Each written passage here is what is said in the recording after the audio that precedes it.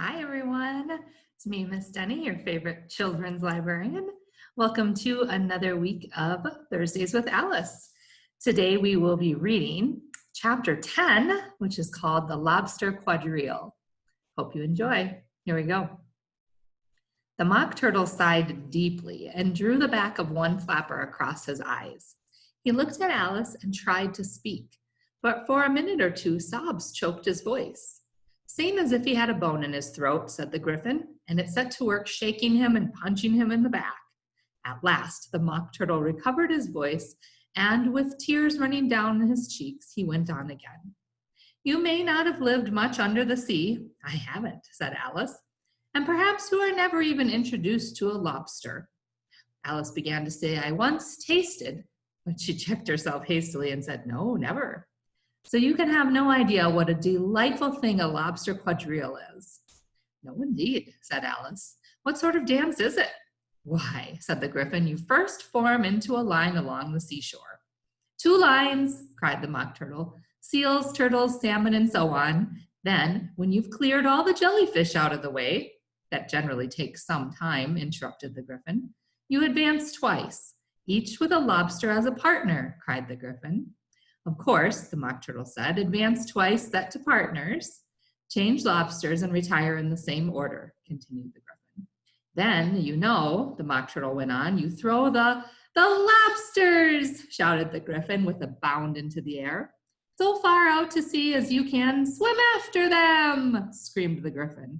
Turn a somersault in the sea, cried the Mock Turtle, capering wildly about. Change lobsters again, yelled the Griffin at the top of its voice. Back to land again, and that's all the first figure, said the Mock Turtle, suddenly dropping his voice. And the 2 creatures, who had been jumping about like mad things all this time, sat down very sadly and quietly and looked at Alice. It must be a very pretty dance, said Alice timidly. Would you like to see a little of it? Said the Mock Turtle. Very much indeed, said Alice. Come, let's try the first figure, said the Mock Turtle to the Griffin. We can do it without lobsters, you know. What shall we sing? Oh, you sing, said the Griffin. I've forgotten the words. So they began solemnly dancing round and round Alice, every now and then treading on her toes as they passed too close and waving their forepaws to mark the time, while the Mock Turtle sang this very slowly and sadly. Will you walk a little faster, said a whiting to a snail. There's a porpoise close behind us, and he's treading on my tail.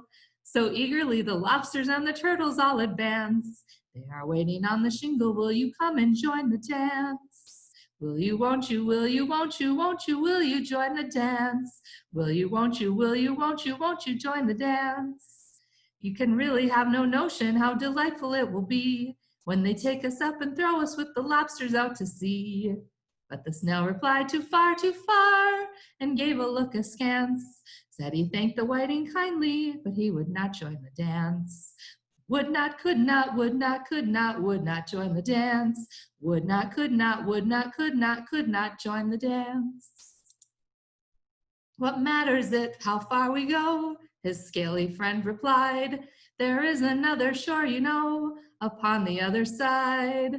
The further off from England, the nearer is to France. Then turn not pale, beloved snail, but come and join the dance. Will you, won't you, will you, won't you, will you join the dance? Will you, won't you, will you, won't you join the dance? Thank you. It is a very interesting dance to watch, said Alice, feeling glad that it was over at last. And I do like that curious song about the whiting.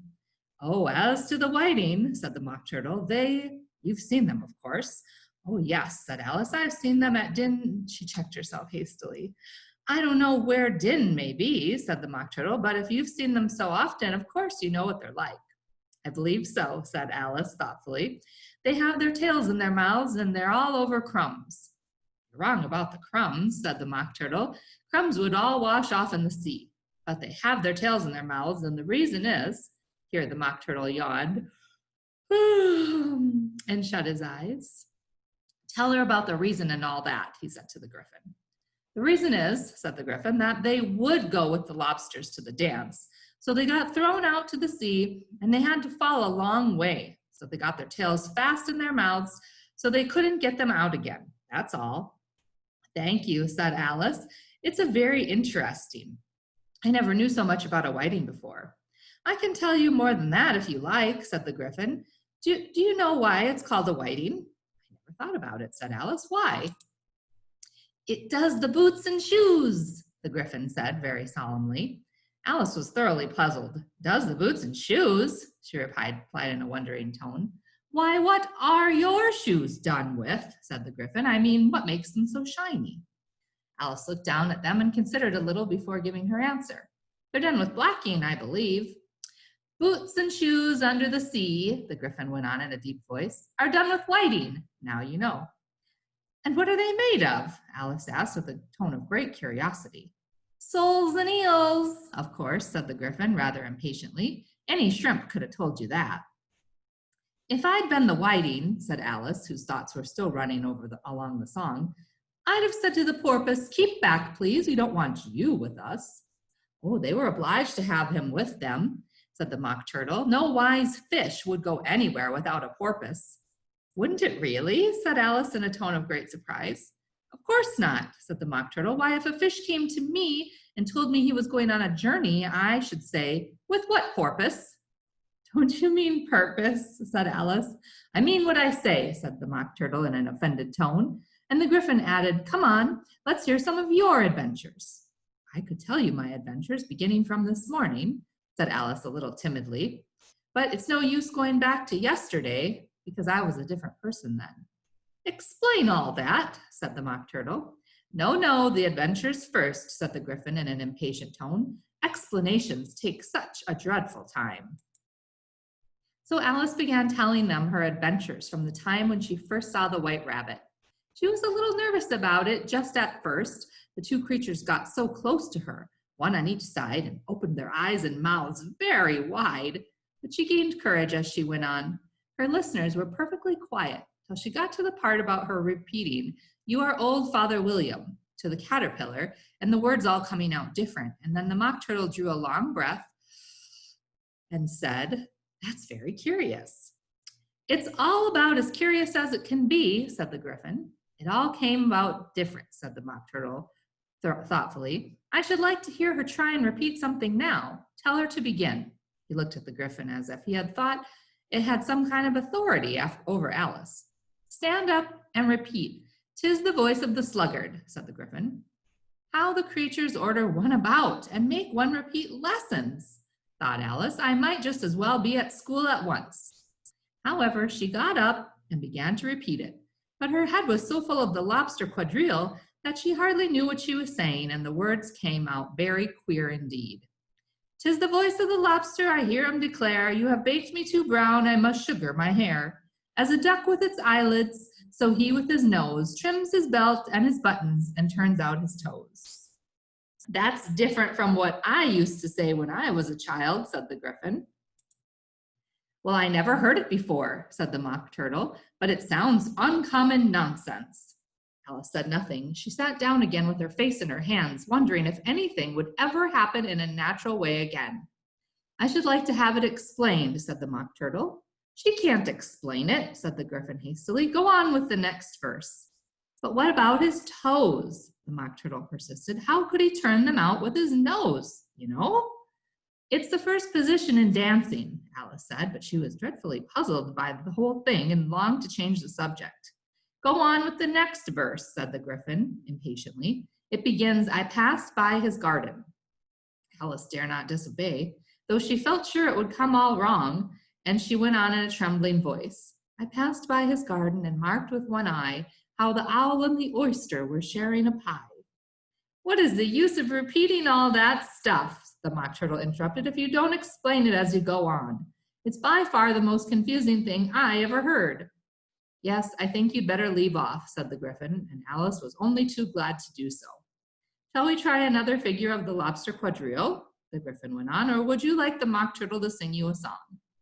Oh, a song, please, if the Mock Turtle would be so kind, Alice replied so eagerly that the Griffin said in a rather offended tone, no accounting for tastes. Sing her turtle soup, will you, old fellow? The Mock Turtle sighed deeply. and began in a voice sometimes choked with sobs to sing this. Beautiful soup so rich and green, waiting in a hot tureen. Who for such dainties would not stoop? Soup of the evening, beautiful soup. Soup of the evening, beautiful soup. Beautiful soup, beautiful soup. Soup of the evening, beautiful, beautiful soup. Beautiful soup, who cares for fish, game, or any other dish? Who would not give all else for 2 pennies worth of beautiful soup? Penny worth of only of beautiful soup. Beautiful soup, beautiful soup. Soup of the evening, beautiful, beautiful soup. Chorus again, cried the Gryphon, and the Mock Turtle had just begun to repeat it when a cry of "The trial's beginning" was heard in the distance. Come on, said the Gryphon, and taking Alice by the hand, it hurried off without waiting for the end of the song. What trial is it? Alice panted as she ran on. The Gryphon only answered, come on, and ran the faster, while more and more faintly came, carried on the breeze that followed them, the melancholy words, soup of the evening, beautiful, beautiful soup. And that is the end of chapter 10, the Lobster Quadrille. I hope you enjoyed it. And I hope to see you again next week for another edition of Thursdays with Alice. And we will read chapter 11, Who Stole the Tarts? What do you think? I guess we'll have to wait and see. All right, thanks, friends. See you next time.